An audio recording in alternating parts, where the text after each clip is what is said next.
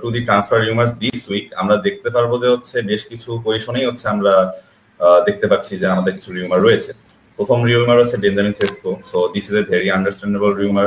Well, এই যে ব্যাপারগুলো আসতেছে, দ্য রিউমার্স, আমার কাছে তো মনে হয় যে সেসকোর রিউমারটা খুবই সলিড। ইন্টারেস্টিংলি গত এক উইকের মধ্যে আমরা বেশ কয়েকবার ডুইন্ডল করলাম। প্রথম ডিসিশনটা এটাই ছিল যে ইউনাইটেড যখন এমবামকে সাইন করে ফেলছে, আমরা অলরেডি এই সিজনে প্রিমিয়ার লিগ প্রুভেন দুইটা ফরওয়ার্ড লাইনের প্লেয়ার সাইন করে ফেলছি, কুনিয়া, এমবুয়েমো, যারা অ্যাকচুয়ালি বিভিন্ন পজিশনে খেলতে পারে। They can play number 10, they can play in the wide positions, they can even play as a striker.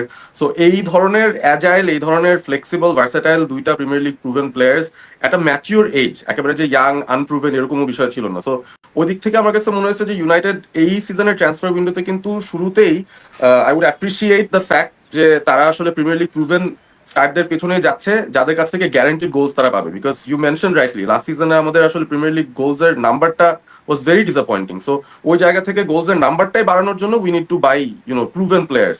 যেটা লাস্ট আমরা দেখছিলাম মেবি স্যার অ্যালেক্স যখন ওই যে পয়েন্টস ডিফারেন্সে বা গোল ডিফারেন্সে যখন সিটির কাছে আমরা একটা লিগ হারলাম, ওই ট্রান্সফার উইন্ডোতেই he bought goals, just Van পার্সিকে কিনে নিচ্ছে। And then he said in a interview later on যে আমি ভাই গোলস চাই, সো আই বট গোলস, সে গ্যারান্টিড গোলস দিবে, ওটাই আমার দরকার ছিল। And I would like to হ্যাঁ, এক্স্যাক্টলি। সো ওই ওই জিনিসটা আমার মনে হয় যে কারেক্টলি আইডেন্টিফাই করছে ইউনাইটেড।